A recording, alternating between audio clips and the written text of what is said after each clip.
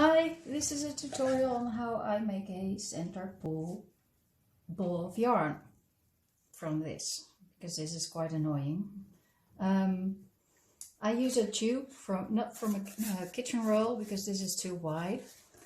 I got this at the grocery store because, well, I think it's a leftover from grocery bags, but any small tube will do. It doesn't have to be very sturdy like this one. This is a bit more, I don't know, floppy, but I put some paper around it with some glue, and then I made a cut like this. Here you can see it as well. So you don't have to put paper on it, I just thought it would look nicer. And then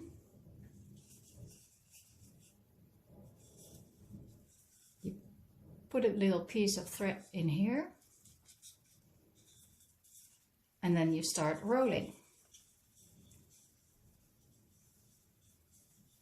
Don't have to be quick, you'll get the hang of it. Just make sure that you make a little bit of an overlap.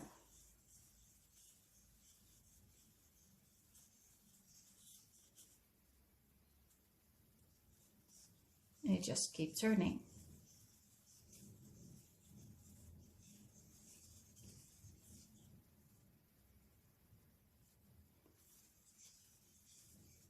And if it becomes a little bit lumpy on one side, you just switch it around, and then you roll it up like this. See, this is also center ball yarn.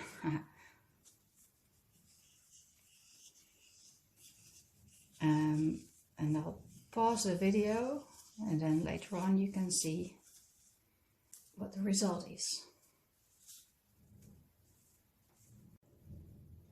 So, nearly at the end.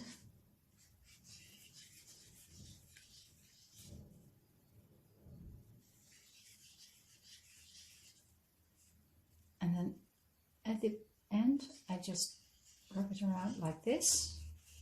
Put my finger in between.